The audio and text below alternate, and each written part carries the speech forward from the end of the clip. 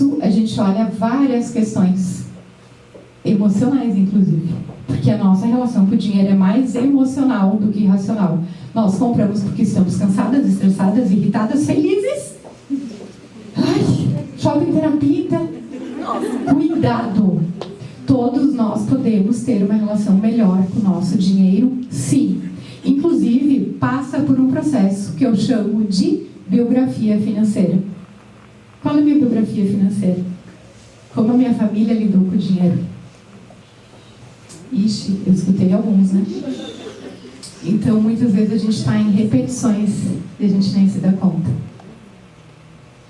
Então, é todo um processo de olhar internamente para o dinheiro, inclusive como eu estou emocionalmente.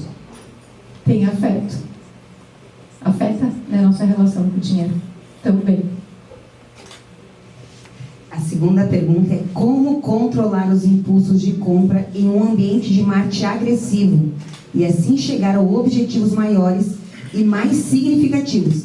E nós, mulheres, somos bombardeadas a todo momento. E controlar o consumo é fundamental. Mas como equilibrar tudo isso? Todos nós somos vendedores, né? Eu também tenho meu negócio. Mas enquanto nós estudamos para se educar financeiramente, nós temos pessoas talvez até do marketing aqui que estudam o oposto. Como chegar na Márcia e conseguir que ela compre? Como faz, né? Então, educar-se financeiramente não é deixar de gastar, gente. Muito pelo contrário. A gente gasta mais e melhor. Hoje eu tenho um custo de vida menor do que eu tinha em 2015, por exemplo. Mas hoje eu vivo melhor. Eu tenho mais qualidade de vida. E sim, não só nós. É possível, Miri. Ter mais qualidade de vida gastando menos. Parece uma conta que não fecha, né? Parece uma conta que não fecha. Por quê? Porque o dinheiro ele vai perdendo valor ao longo do tempo. Então, o que eu fazia 5 anos atrás, hoje eu não faço mais. Aliás, o que eu fiz em janeiro, hoje eu não faço mais. Então, a nossa linha de cima das entradas, das receitas, ela não acompanha a massa de baixo. Imagine um gráfico, né? Então, como... Imaginando o gráfico. Ah, tá! Então, não só mulher é atacada pelo consumo, né? Aliás, o mercado sabe que nós agimos na emoção. Então, muitas vezes a gente compra porque vem aquela foto bonita, né? E aí a gente pega um hambúrguer, por exemplo.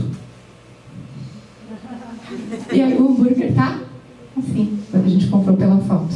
E nós somos muito imediatistas. E quando eu falo nós, não é só mulher, tá? O ser humano é muito imediatista. Então, a nossa tendência é buscar satisfação imediata. No agora, é hoje. Imagina que eu tivesse aqui um saco de bombom. Eu vou oferecer para vocês um bombom agora, ou 2 bombons daqui a um mês. Eu quero os 2 agora, Márcia. Né? Então, o nosso cérebro, ele busca pela satisfação imediata. E dentro de um mapa financeiro que a gente faz, a gente identifica o comportamento do ser humano. Então, o trabalho ele é todo personalizado, porque cada pessoa ela é única. Então, como fugir? Criar estratégias para despistar o impulso. Já existem estudos que mostram que ela continua pensando no gráfico dela. Pensando na minha psicóloga do dinheiro. Estava precisando de uma. Obrigada.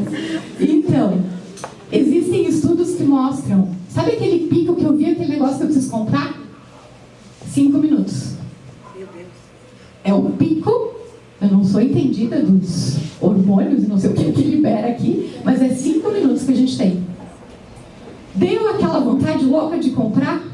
Sai da loja, dá um rolê e volta. Provavelmente já vai ter passado 5 minutos. 5 minutos. E existem 2 horários no dia que a gente compra mais. Jura? Aham. Quais são? Meio-dia, por quê? Porque a gente está com fome. E qual é o outro horário? À noite, porque a gente está cansado e está tão estressada do dia. e a gente compra. Então, sabe aqueles itens lá, os itens, né? Mas está sendo moderno. Não passear à noite. Alguns aplicativos, eles mandam mensagens e notificações nesses horários, percebam, tá? É por isso. Isso é um pedacinho da história. A gente tem vários comportamentos que a gente poderia aqui estar mencionando. E aí a dica é: se protejam do dinheiro de vocês. Entendendo como a gente funciona, a gente pode criar estratégias para não cair na tentação, por exemplo. Qual estratégia, por exemplo, eu posso criar para não cair na tentação? Tu compra muito online, Miri? Não. Vocês acreditaram nela? Eu não acreditei. Tipo, onde dá? Miri, estratégia número 1. Desinstala todo e qualquer aplicativo do celular. O que os olhos não vê. O coração não tem. Pronto. Então, com a terceira pergunta, já que eu estou aprendendo a lidar com o meu dinheiro, busquei tratamento, enfim, né?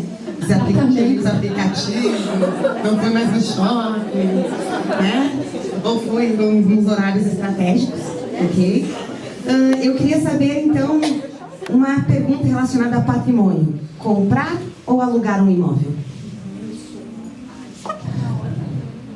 Qual vai ser a minha resposta? Claro, viu? Depende, gente. Inclusive, a gente tem muitos gurus na internet vendendo facilidade. Quando o assunto é dinheiro, não existe milagre. Então, a minha resposta sempre vai ser: depende de mim. Muitas vezes, aquele guru que está dizendo vende o teu e aluga, é porque ele já teve um e ele tem um valor para investir. E eu preciso dizer também que quando o assunto é dinheiro, não existe uma verdade absoluta. O que é verdade para mim pode não ser verdade para outra pessoa. E aí vocês imaginem um casal. Inclusive, uma parte do processo é identificar o perfil financeiro. Porque nós temos compradores, nós temos financistas, nós temos descontrolados, gastadores. E aí, faz como? Às vezes você está dentro da mesma casa, dá. E aí, como faz? A gente, né, analisa todo o perfil e prioriza os pontos fortes de cada um. Então, literalmente, deixa com cada pessoa aquilo, né, que ele é melhor.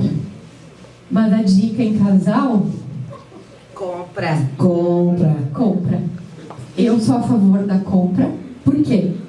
Como o dinheiro vai perdendo valor ao longo do tempo, vocês já ouviram aquela expressão: o imóvel valorizou. Corretores, não me deixam mentir aqui, né? O imóvel valorizou. Será que foi o imóvel que valorizou ou é meu dinheiro que está valendo menos? Então, muitas vezes o dinheiro está valendo menos, e aí nós temos a sensação de que o imóvel está valendo mais. Então, depende, mas eu, Márcia, é uma posição minha, sou super a favor de ter o imóvel próprio. A quarta pergunta é: qual a melhor estratégia para comprar um imóvel? Fazer um consórcio, poupar, investir, financiar? Enfim, qual que é a melhor estratégia para a pessoa fazer essa compra? Qual vai ser minha resposta? Depende, gente. Mas, Márcia, eu financei um imóvel 25 anos. Inclusive, quando a gente pergunta: em quanto tempo tu financiou o teu imóvel? Eu não sei. O ser humano, tá tudo bem, Cassie? Eu vi só a carinha dela. Quando a gente financia um imóvel, a gente tá lá toda empolgada, né, assinando o contrato. Às vezes a gente não lê, como diz a doutora Tati. Leiam, gente. Leiam, que nas entrelinhas tem umas coisas bem legais. Leiam. E aí, o que acontece, né? Nós não lemos o contrato e às vezes temos uma dívida de X tempo, 25 anos, 30 anos, e às vezes lá no meio tem um vínculo também com a instituição financeira. E muitas vezes a gente não grava o tempo desse financiamento. Então eu pergunto, em quanto tempo tu fez o financiamento do apartamento, da casa? Eu não sei. Como não? 25 anos, 30 anos. Então precisamos olhar para esse prazo. E uma dica que eu dou, tentem se organizar para pagar em um espaço menor de tempo. Entra uma estratégia aí que a gente, como corretor, passa muito para os nossos clientes. Por quê? Às vezes, para liberar o crédito de acordo com a condição financeira da pessoa que está comprando, o tempo mais adequado para caber na prestação é estendido, 30 anos mesmo. Porém, a vida melhora, porém dá para se organizar, né? Dá para buscar orientação com a Márcia, e que está em 5 anos, 7 anos. E aí o juro, ele é sobre o ano. Meninas, se vocês pagarem 30 anos, vocês vão pagar um juro de 30 anos. E aí se paga 3, 4 casas. Isso. Porém, se vocês... Existe possibilidade de pagar o saldo devedor e vocês organizarem e abaterem esse saldo e pagar em 5 anos de forma mais fácil, claro, com disciplina, enfim, do que vocês imaginam. E aí, Falo como corretora agora. E por que eu falo tanto em ler o contrato? Porque o FGTS, por exemplo, a gente pode usar de 2 em 2 anos. Então, às vezes tem algumas regrinhas lá no meio, né, que é bem importante a gente ler o contrato e ver o que a gente consegue, né, no menor espaço de tempo, pagar. E aí a gente acaba não pagando juros também. Consórcio é uma alternativa. Eu também não sou contra. A gente também tem gurus que são contra. Eu não sou, porque é uma estratégia. Porque eu escuto muito, Márcia, eu não consigo guardar dinheiro. Mas se eu tiver uma conta para pagar, eu pago. Então vamos por esse caminho. Tudo é estratégia. E o poupar, que era também outra pergunta, né? Poupar e investir? Pode ser também. Às vezes eu estou numa condição morando, né, com pai, com mãe, eu não tenho tanto gasto, eu posso guardar parte para comprar o imóvel. Da colega. Tudo bem. Tudo bem? Eu tenho uma dúvida sobre amortização. Poderia me explicar melhor como que funciona? Amortizar, colegas contadores também, corretores também podem me ajudar, mas na verdade você, quando você financia um imóvel, né, você financia parte dele, o saldo devedor, né? E aí quando você começa a amortizar, ou seja, você pega do seu dinheiro além da parcela e você amortiza o saldo devedor daquele imóvel. Então, eu devia 100, estou amortizando 20, meu novo saldo devedor é 80. Então, inclusive, a gente tem estratégias de prazo ou na parcela. A parcela hoje é 1.500, eu não estou conseguindo pagar. Se eu amortizar a parte, eu posso reduzir a parcela. Mas, matematicamente, não é vantagem. Isso diminuiria o prazo da parcela? Sim. Porque aí, em vez de você ter 30 anos para pagar, você vai ter 25, você vai ter 20, né? Então você consegue trazer isso num menor espaço de tempo. Com orientação, é muito comum os clientes pagarem 7, 10 anos. Um imóvel. É muito comum. No máximo 7, 10 anos. Isso falando de uma forma sem espremer muito, tá? Sem espremer muito o orçamento familiar. Muito obrigada. Imagina. Outra questão também é que às vezes o juro que você está contratando do imóvel, dependendo da boa escolha do imóvel que você fez, a valorização dele também supera. Então, toda a questão é, como a Márcia disse, depende. Depende, cada caso é um caso. Quarta pergunta, qual a melhor aqui? Quinta, ter imóveis para alugar é uma boa alternativa de investimento? Depende! Não, mas falando sério. Quando a gente fala em investimentos, eu gosto de usar uma expressão que é a árvore de alocação de ativos. Então, ter somente imóveis e viver somente de uma renda passiva de aluguel, liga o sinal amarelo. Cuidado.